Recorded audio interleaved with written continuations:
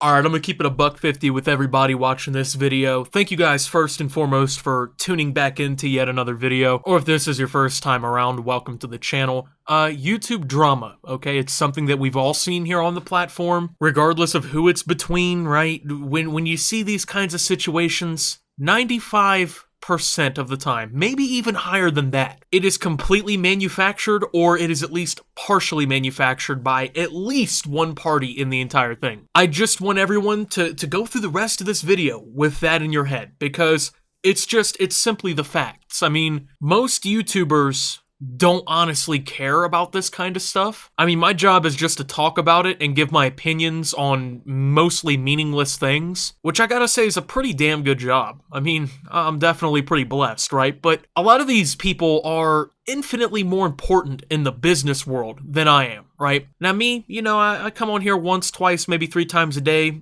talk a little smack for the camera, or I should say the microphone, but throw some gameplay behind it. You guys kind of watch it and, either agree with it or disagree with it. That's fine. I dabble in stocks and whatnot a little bit. That's pretty much as far as it goes, right? I think I live a pretty honest and normal life. Well, maybe not totally normal in, the eyes of someone who works a factory job, but I like to think of it as normal. The people that I'm talking about in this video do not live normally. These are people worth an obscene amount of money who get in the same beef 3 times a year, and every single time that they do, it coincidentally falls around a major event going on in their business life. And it seems like I'm the only person who kind of notices this, because a lot of people eat this shit up. They eat it like a buffet, right? It's nuts to me. But go figure, people on the internet fake drama for money and views. Wow, I can't believe that would happen, Optimus. Wow, you're such a great observer. Hear me out, okay? So the thing is I was going through Twitter just a few minutes ago, and I saw Shane was trending, and I was like, Shane Dawson? And of course, that's exactly who it was. Shane Dawson put out this tweet, and it's essentially just 4 long-ass pages of things that I honestly could not be fucked to read. I mean, I read Welcome to the Circus, my final thoughts on the beauty world, and was like, okay, yeah, that's enough of that. A lot of people seem to have a problem with it, though. That's what I did notice about all this. I guess this is all kind of revolving around something that people have started to call Dramageddon, okay?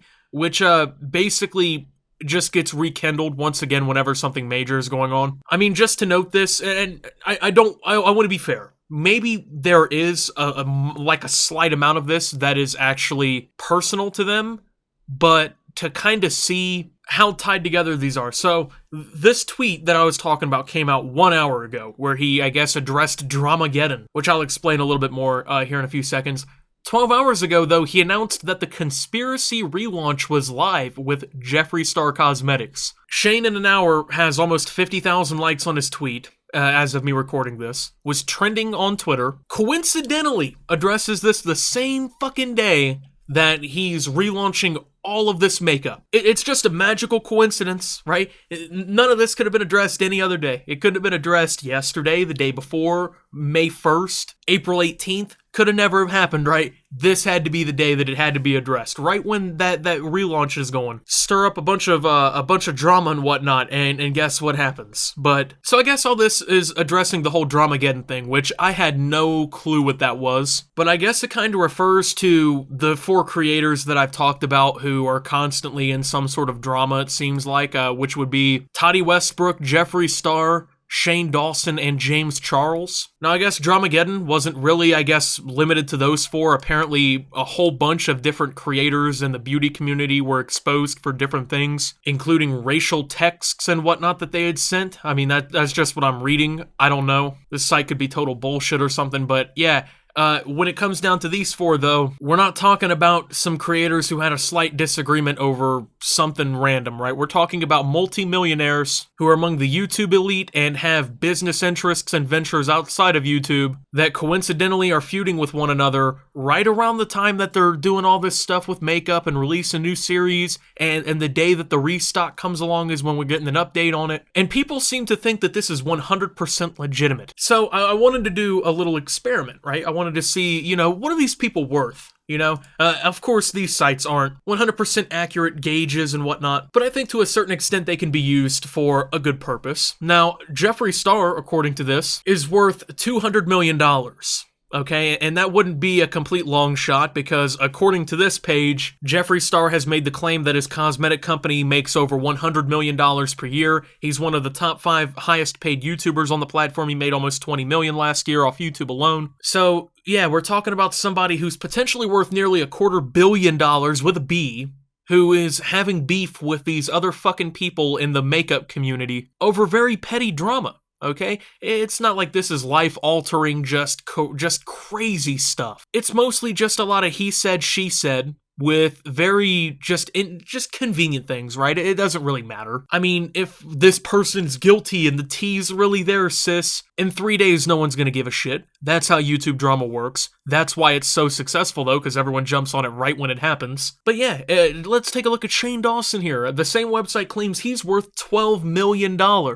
And people think that all of these people are honestly like arguing and hate each other and have all these big issues. All this is fodder to not only keep them becoming more and more relevant in YouTube and everything, but it also sells products. Because like this whole Shane Dawson thing, I just showed you the restock tweet, didn't even crack 10K as of me recording this. Half a day. I mean, it probably sold pretty well and whatnot. It's a fucking Shane Dawson line of makeup or whatever. Probably did pretty well.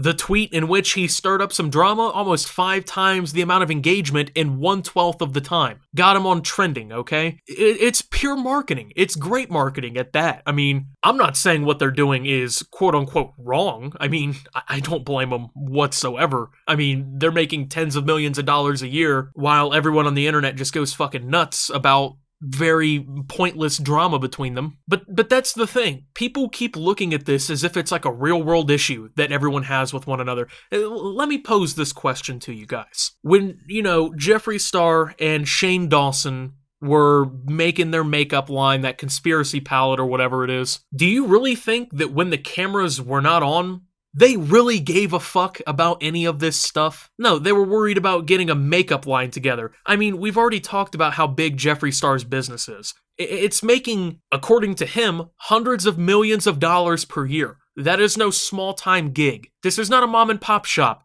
I mean, I think he has like 3 warehouses or something like that, just full of product and employees. It's basically like the GTA cocaine lockups, okay? But with makeup. These motherfuckers are playing GTA Online in real life, dude. Just money glitches, okay? That's what we're talking about. Do you really think while trying to get a global product on store shelves and market it the correct way and get this series done that in reality was just there to kind of, make them money and promote the products, that they were like, oh my god, did you hear about Toddy Westbrook and what she had to say? Because if they were, then I'm starting to wonder, like, what the fuck was going on the whole time when they were supposed to be getting this business done? I mean, I'm just saying, man, if I ran a company and it was making over $100 million a year, you would not catch me sitting here going, oh, dude, this fucking YouTuber said this about me? Oh my god, man. I wouldn't care. You know what I'm saying?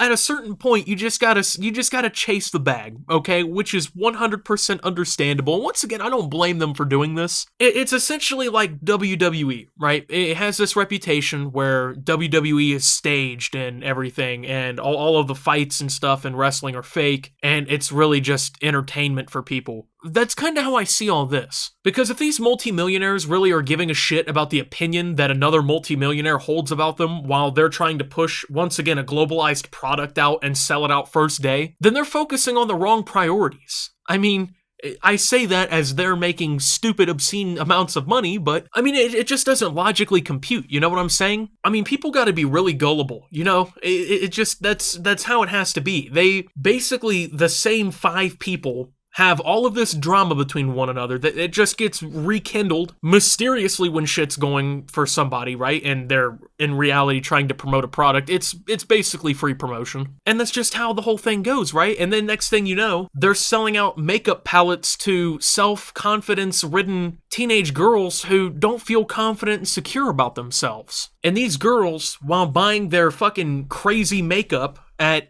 I think it's like $60 a palette. Maybe I'm wrong on that. It might be more now, but they legitimately think that this is all real. And I get it. YouTube is all entertainment and everything. And that's what it's meant to be, right? It's just entertainment. Don't take any of this too serious. We're just a bunch of idiots in our bedrooms making YouTube videos, right? But people take all of this so seriously. and they take such, like, vehement action over the most petty YouTube bullshit that at the end of the day is most likely not even real. And if it is real, just shows a complete lack of true security from anyone who's just in these kinds of situations. I mean, if you're a YouTuber with 200K and, you know, someone says something about you and you want to make a video about it, I feel like that's a little bit different than Jeffree Star and them giving a fuck. But I mean, I'm just here as a YouTuber to tell you how this is. Like, at the end of the day, all of these YouTubers, like, we're all mostly just normal people. I mean, Jeffree Star and them, they're not fucking normal. They live in mansions in the hills of Los Angeles, end up in all those rich little neighborhoods and communities and shit that litter the outskirts of Los Angeles and whatnot, Beverly Hills and everything. But even then, none of this is anything that people should be taking so seriously. I mean, you want to contribute to the discussion, you want to have an opinion on it, that's great. But there's people who, like, legitimately, they want to, like, cancel people over these fucking YouTube dramas. They, like, really ride or die for certain creators. Like, I'm just gonna say it in this video, I don't need any of you, if I have some disagreement with a creator, to, like, give that much of a shit, you know? Because none of it matters. Like, we're all gonna die at the end of the day. I don't want to get all negative and turn this into a super dark turned video and whatnot, but we're all gonna fucking die someday. That's just how it is. You might go tomorrow, you might go in 80 years, but that's just how it is.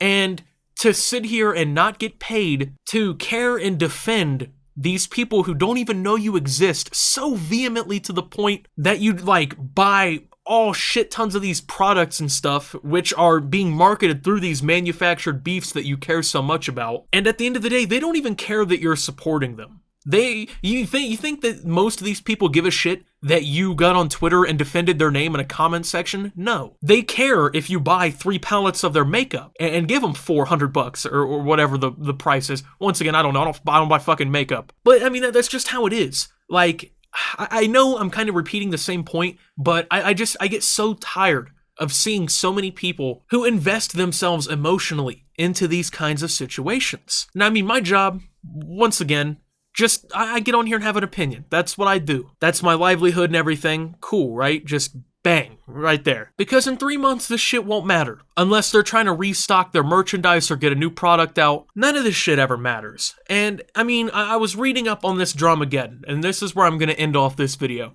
I was reading up on this because I legitimately wanted to try and understand why people give a fuck about this, to the point that I've seen some of these people do so. Here, I think, is a perfect part to I guess describe this. In my opinion, Dramageddon was sad to watch. It was the public breakup of 5 formerly close friends. It felt like a high school drama unfolding before our eyes, and it showed how petty internet beef can be, but it also addressed larger issues like casual racism within the beauty community. And that, at the end of the day, is all it is. YouTube dramas are fucking high school arguments between 2 strangers or more on the internet who are either A, trying to garner ad revenue from each other, B, are trying to sell products to people watching the videos who take their sides, or C, a mixture of both. There are not many YouTube dramas, like legitimate, like, you know, back and forwards on YouTube that are done for the sheer reason of actually caring about the issue. I want you to know that. With that being said, thank you guys for watching. If you did enjoy, make sure to leave a like, subscribe if you're brand new around here on the channel. Follow me over on Twitter and Twitch at SubToOptimus. Make sure to check out Chop Opti down below. Thank you to my channel members. Your support helps my channel tremendously. And until my next video, guys, this is Optimus, getting into a huge YouTube beef with somebody for money, which, I mean, I guess it's gonna happen, and signing out.